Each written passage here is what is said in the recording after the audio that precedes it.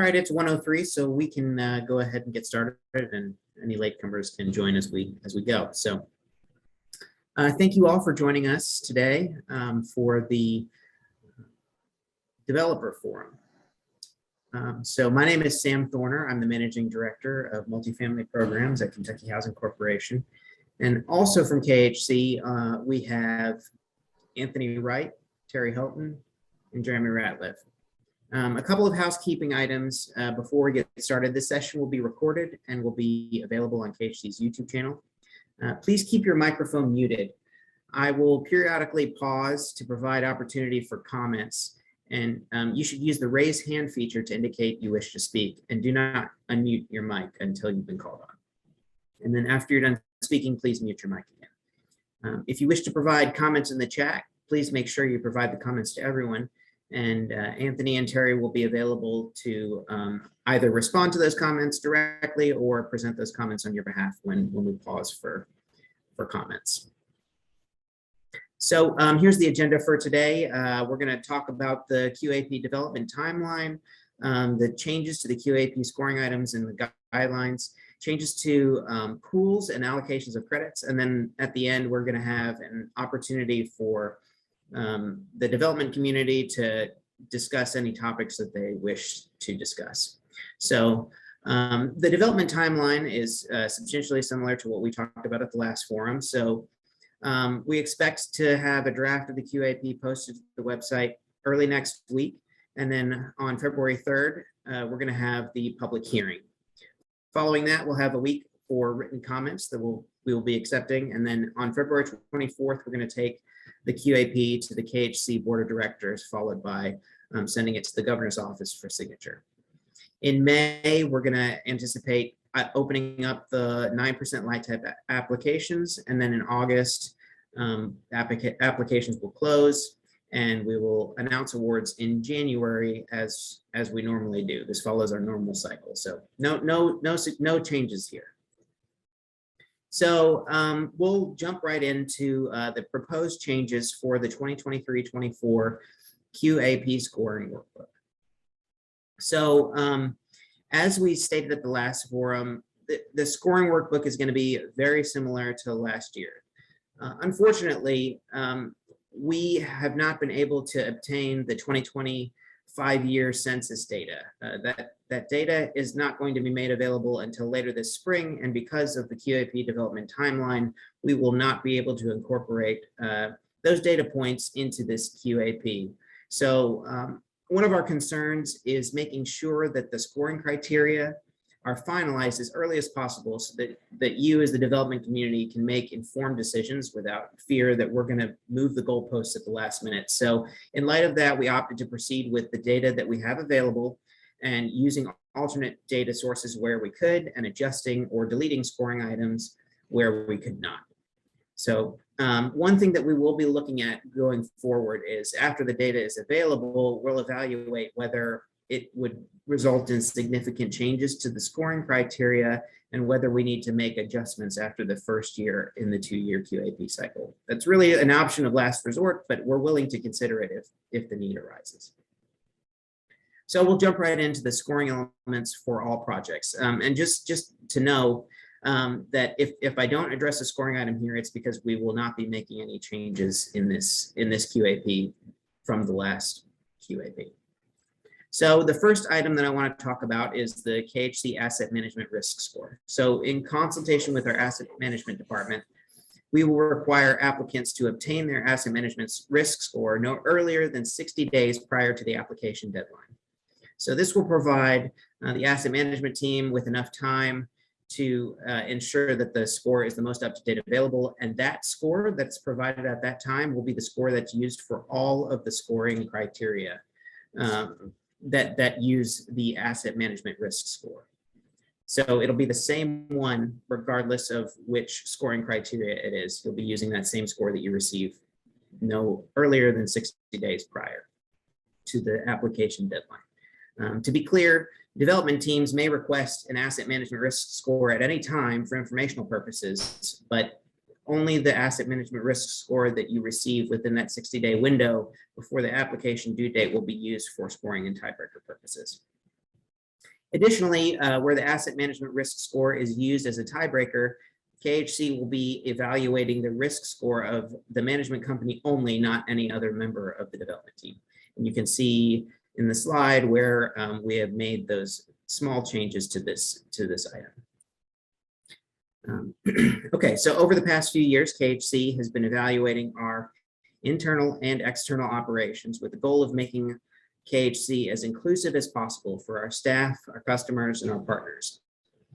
For a long time, we've been incentivizing the participation of the disadvantaged businesses in the development of affordable housing, including the availability of points in our last QAP for development teams that included disadvantaged businesses.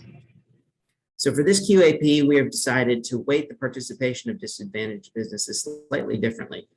And as you can see here, we've created a new category as well. So the particular emphasis that we're focusing on is providing an advantage for disadvantaged businesses in the role of developer or co-developer. So if the disadvantaged business is a developer or co-developer, they will receive slightly more points than disadvantaged business being a member of the development team. So I'm going to open it up for questions or comments. If anyone has any questions or comments, I do not have the chat up. Anthony, have there been any questions in the comments in the chat?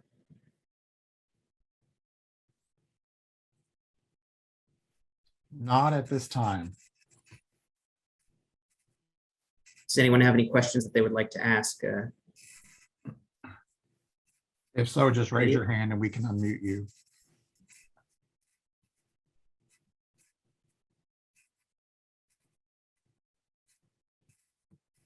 It's like we have a raised hand from Anthony Elmore. All right, go ahead, Anthony. Hi, Sam.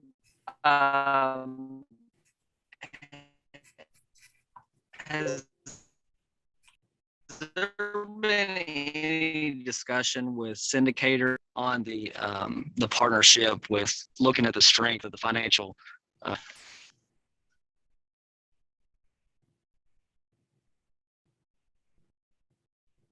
I'm sorry, Anthony. Can you hear me? I think you're cutting out. I apologize. It might be best if you ask the question in the chat. Yeah, Anthony, if you'll type your question in the chat, I'll ask it verbally.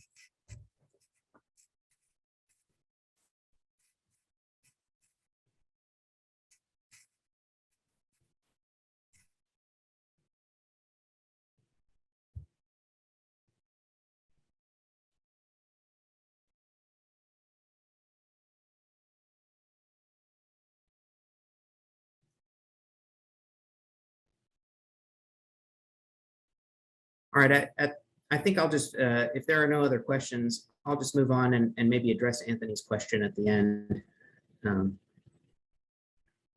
Sorry about that, Anthony. Oh, it looks like.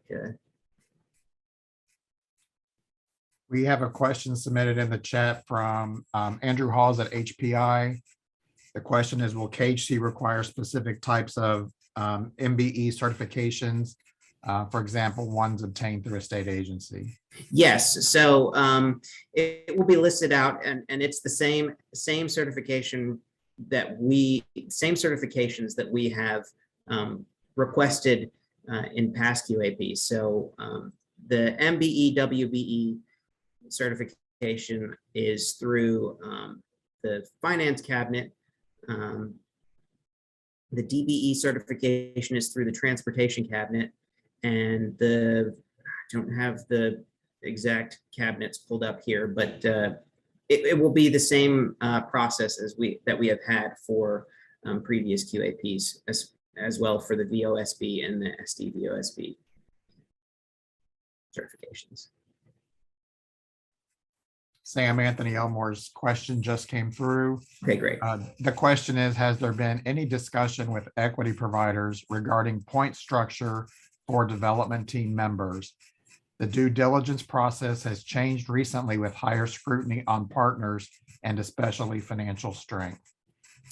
So we have not had a discussion about the the point structure, and you know, that's still something that we would be open to receiving comments on. You know, if you have any thoughts about how much weight we should give to each of those categories, we would certainly welcome any comments that you might have. And Anthony, if you have specific examples of equity providers that you're thinking of, please share those with us.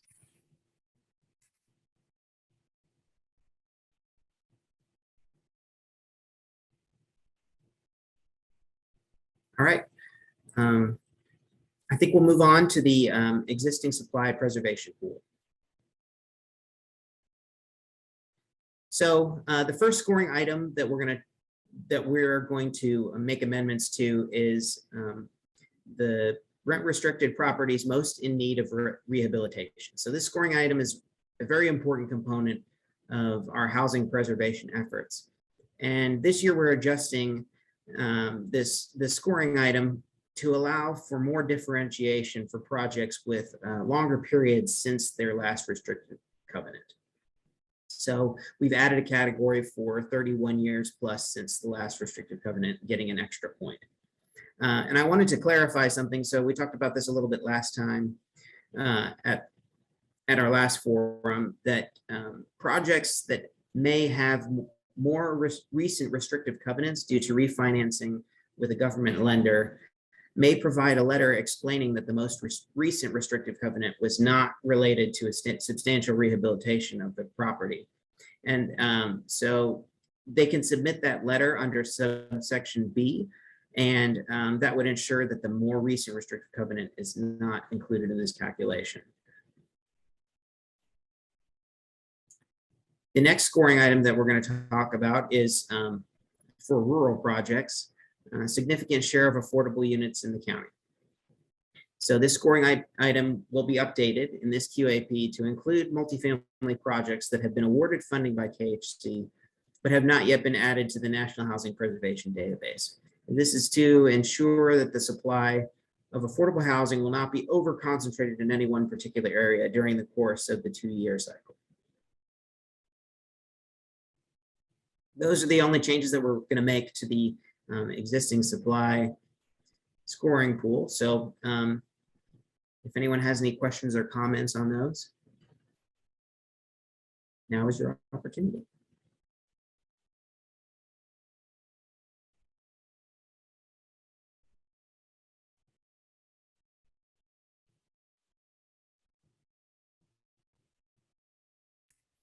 Looks like we have a hand raised from Shannon, specifically Shannon's iPhone. Let me try to unmute Shannon. Go ahead. Are we there? Am I unmuted? Yes. Hey, I just got a question in how you all are looking at the effects of the tornado on Graves County and Hopkins County, and if we should expect some sort of emphasis on this. I mean, since it's May, are we looking at some sort of focus on doing something in those areas exclusively, or will that just be typical scoring in a QAP? I mean, there's a tremendous amount of probably unknown factors there as property owners sort out what they're doing with their damaged units or destroyed units. But just curious what y'all are thinking on that. Yeah, thank you for asking that question. And it's certainly something that we have been thinking about and discussing at length.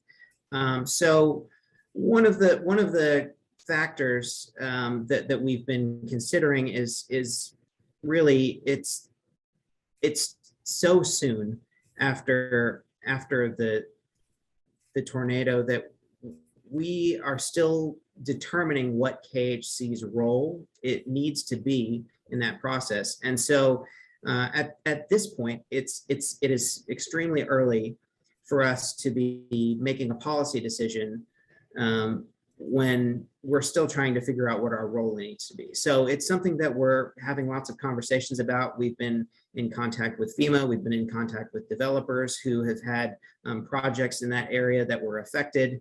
And it's something that we are very conscious of, and we don't want to move before we know what needs to be done. But it's something that as we're developing a 2-year QAP, but we would certainly be looking at making any adjustments in the second year of the QAP cycle to, if we were to determine that that would be appropriate for KHC to do. And if the housing tax credit is something that we can use to help in that area. Thank you for the question.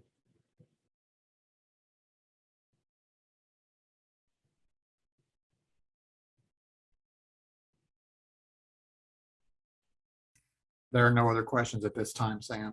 Okay, we will move on to the new supply pool. So the first scoring item that we're going to talk about that we made some tweaks to is distance from projects not yet placed in service.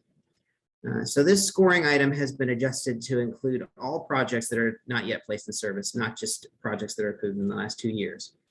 This is due to our recognition that there have been some significant construction delays for many projects due to the ongoing pandemic. So we want to make sure that we're accounting for all of the projects that are going to be near to a new project that might affect the market. Additionally, the designation for the determination of the urban rural designation for purposes of the scoring item will be based on the existing project, not the project that has not yet been placed in service. And so the list of projects will be updated prior to the application due date and will be part of the scoring workbook. The next item that I want to talk about is Opportunity 360. So as you may have heard, Enterprise has announced that they will be sunsetting the Opportunity 360 tool, and that was as of the end of last year. So we have had conversations with the staff at Enterprise who have been working with us and understand that we use this as our scoring criteria, and they have agreed to continue providing the data for Opportunity 360 for the next 2-year QAP cycle. So we are going to be able to keep this as a scoring criteria for this QAP. However, the Opportunity 360 data will be likely be available in a different format. So Enterprise is going to be making that data available to us, KHC, sometime in the spring. And we will be announcing the method by which developers may obtain their scores once that data is available. So scores will likely need to be obtained directly from KHC rather than on the Opportunity 360 website. So that's one significant change, I think, that will impact the way you guys go about determining a site's particular score. So we are going to work to develop a process that ensures that the development community receives the information that they need in a timely fashion while being mindful of our staff resources. So I would appreciate it if you don't call us every week asking when the scores will be available. I promise you that we will get those to you as soon as we can. Next scoring item that I wanted to talk about is significant share of affordable units in the county. And this is similar to, as we stated, for the rural preservation pool, this will be updated to include multifamily projects that have been awarded funding by KHC, but have not yet been added to the National Housing Preservation Database. So as we stated earlier, the 2025 year projections from the U.S. Census Bureau are not going to be available in time for us to promulgate the QAP. So because of the lack of data, we made the decision to delete the population trend scoring item for this 2-year QAP cycle. It's not gone forever. We're going to reevaluate this scoring item for the next QAP cycle, but in its place, we have created a new scoring criteria that is focused on distributing affordable housing resources across Kentucky. So projects that are located in counties that have not had a project awarded low-income housing tax credit in the last 10 years will receive 5 points. And so this is a substitution for the population trends the population trend scoring item. So for family only, this is what the scoring will look like. So it will still have the greatest job growth criteria, which has been updated with more recent data. And then we will have this new distribution of affordable housing resources across Kentucky scoring item. Another victim of the 2025 year projection being unavailable is senior population trends. So we used that data previously, but instead this time around, we're using data from the Social Security Administration to update this scoring criteria. So we feel that we're confident in the quality of this data from the Social Security Administration. So we felt like this was a good substitute for this item. For urban projects located in a QCT with formally adopted revitalization plans, we have adjusted this item and what we will require. We're going to allow applicants to claim points for projects in qualified census tracts with formally adopted revitalization plans that are older than 10 years or that have not been updated in the last 10 years. If they provide a letter from an elected official stating that the plan exists and the jurisdiction remains committed to the plan, as well as providing evidence that the jurisdiction has taken action on the plan within the last 10 years. We also cleaned up the formatting of the scoring criteria to make it clear that the need for multifamily units must be included in the plan. Finally, the urban poverty rate below state average scoring criteria is the last casualty of the lack of availability of the 5-year census data. So we had to delete the scoring item in this QAP cycle because the census tracts have changed since the last 5-year data came out. So the old data is incompatible with the new data. There are new census tracts and we don't have the poverty data yet for those census tracts. And we were unable to come up with an alternative data source for this scoring criteria. So we anticipate this item returning in future QAPs, but at this time, we felt that the need to delete it from this QAP cycle. All right, are there any questions or comments on the scoring for new supply pool?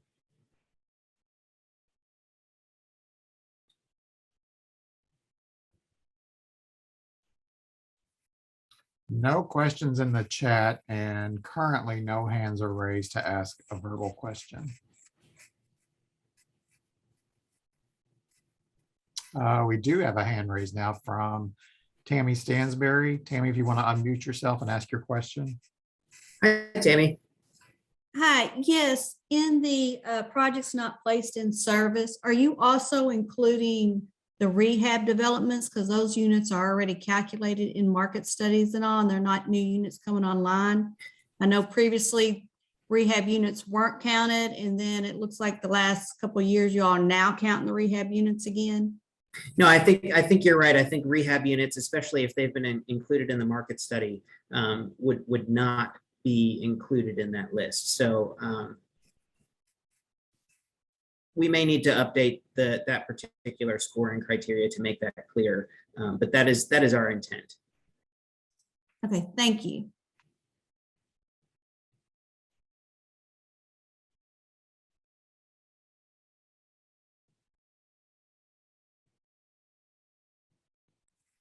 No other questions at this time, Sam. Okay.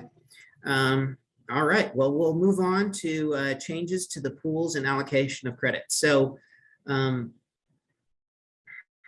we are going to keep the pool similar to the previous QAP with one significant exception. We feel like including the innovation pool, we feel like the innovation pool has been extremely successful and we want to continue momentum for innovative projects.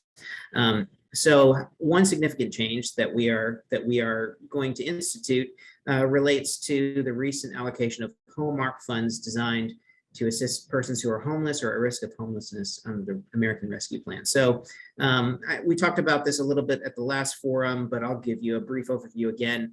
So HOME-ARP is an allocation to Kentucky, a special one-time allocation under the American Rescue Plan of home funds that are designed to primarily benefit particular qualifying populations, as those terms are defined in the regulations that HUD has promulgated. So persons who are homeless, at risk of homelessness, fleeing or attempting to flee domestic violence, dating violence, sexual assault, stalking, or human trafficking, and other populations where assistance would prevent homelessness or serve those at greatest risk of housing instability. So those are the target populations for these funds. And eligible activities include the development of affordable rental housing and provision of supportive services.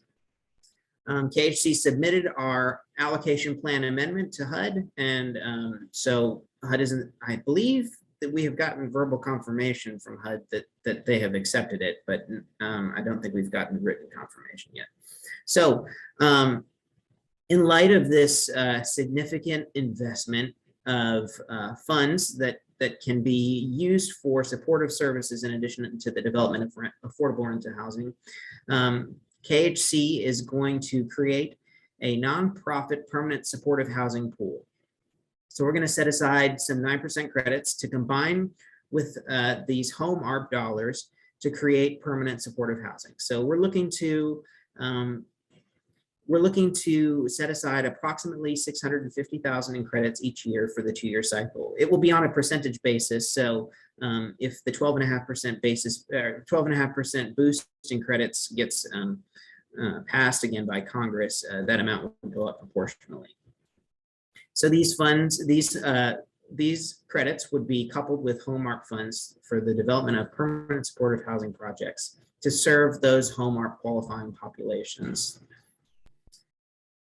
So I know that we generally outline our threshold criteria in the multifamily guidelines. However, since this announcement is new to everyone, I wanted to go over some of the separate threshold criteria that we believe will result in the best possible outcomes for these projects and the homeless Kentuckians they intend to serve. These criteria are not yet finalized, but we feel pretty good about them where they are right now, and we would welcome any input from the development community, especially those of you who have experience with supportive housing. So at least 50% of the units in the project will need to be set aside for permanent supportive housing to serve the qualifying populations. The application must demonstrate demand for the units serving the qualifying populations. A nonprofit organization must be the majority owner of the general partner interest. The development team must demonstrate completion of supportive housing training or must provide evidence of significant experience developing, owning, and managing supportive housing. I want to highlight this requirement in particular because I know this will require some planning on the part of development teams. KHC recently issued an eGram for the Kentucky Supportive Housing Institute that's being put on by the Corporation for Supportive Housing. Applications for that are due February 10th. Regardless of whether you pursue that or other supportive housing training options, we wanted to be clear that this will be a requirement.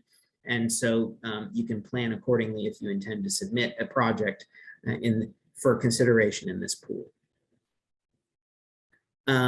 We will also require a commitment from a service provider evidenced by an executed memorandum of agreement or understanding with a detailed supportive services plan to provide on-site case management services for the residents. And for projects that are proposed in jurisdictions with local allocations of HOME-ARP projects, we're going to require that you show commitment from the local jurisdiction in the form of a dollar-for-dollar match. These funds don't have to be HOME-ARP funds. They could be local affordable housing fund, other local sources that are available. We just want to make sure that the local jurisdiction is in support of the project. So this pool will be separate from the other pools and will not be scored. And by separate, I mean that a project would apply to this pool and not be considered for other pools. KHC is exploring how to include relevant stakeholders and experts in the decision-making process. I know that KHC in the past has had a nonprofit permanent supportive housing pool, and as part of the selection process, we sent the applications to continuum of care advisory boards for the balance of state, Louisville, and Lexington, and received their input. So we are considering doing something similar in this case, and obtaining the input from other relevant stakeholders to ensure that they have input in the selection process. I know that's a lot, and I bet there are lots of questions about that. So we'll take questions on that first, and then any other questions that or issues that the participants wish to discuss.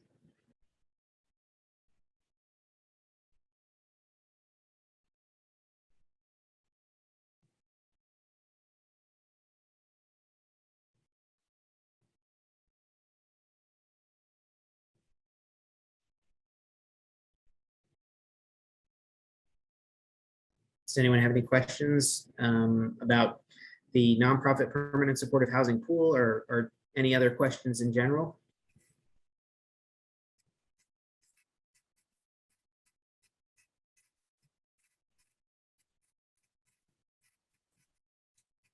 I see no raised hands and no questions in the chat. Okay, well, if you have any additional feedback, we are more than happy to listen and incorporate that into our decision-making process. So please email us at rentalqap@kyhousing.org. Oh, it looks like there might be another hand raise.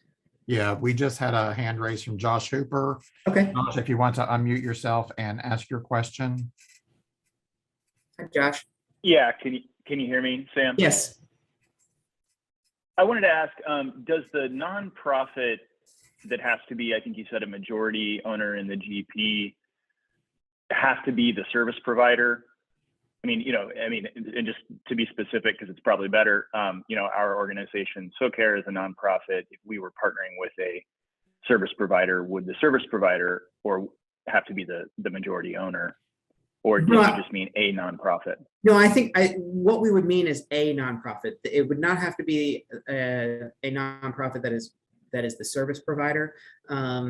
But I think we want to make sure that the entity that is the majority owner is committed to ensuring that these units remain for the supportive housing reason. Like, we want the units to remain supportive housing units, and it's more likely that will be the case if a nonprofit is the majority owner of the general partner. Okay. I think you had indicated that training other than the Supportive Housing Institute would be accepted. Would that just be kind of done? I mean, I guess kind of maybe the gold standard would be KHC's, training. And if we're really interested in this pool, we might want to try to get in on that. But are you, I just want to be clear, are you saying that other training in supportive housing would be accepted? Yes. Okay. Thank you. You're welcome. Tammy Stansberry has her hand raised. Tammy, please unmute yourself and ask your question. Hi, Tammy.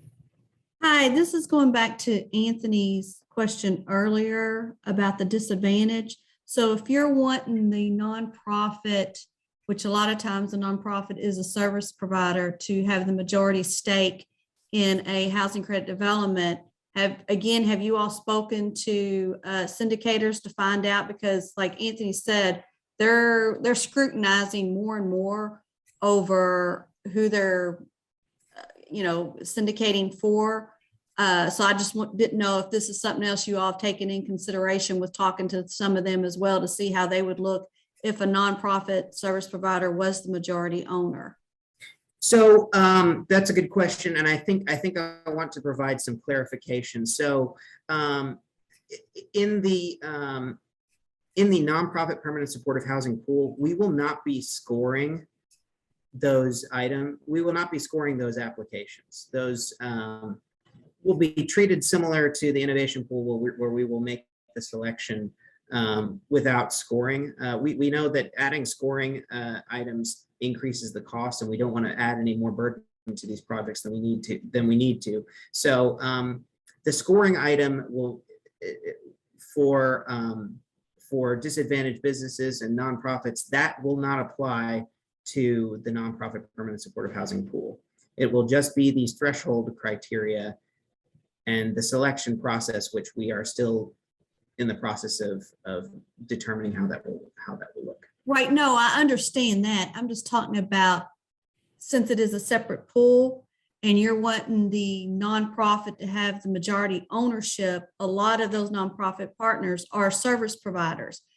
I'm just saying, have you talked to syndicators to see how they're going to look at that if those nonprofit service providers are majority owner? Like, are there going to have to be guarantees and things like that? That's what I'm asking. I see what you're saying. We have not had any conversation with syndicators about that, but if you all have heard anything related to that from syndicators, please let me know. Or we're open to hearing input from syndicators to see how this might impact projects moving forward.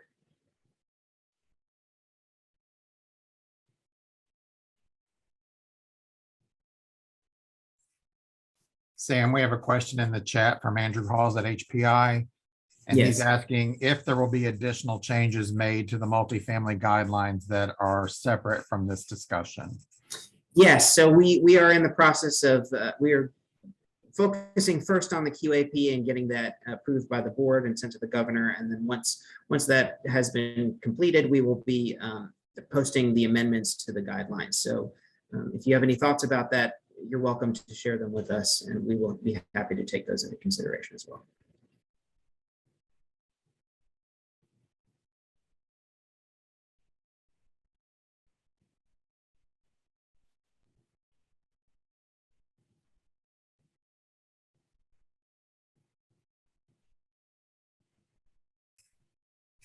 Looks like there are no other chat questions or hands raised at this time, Sam.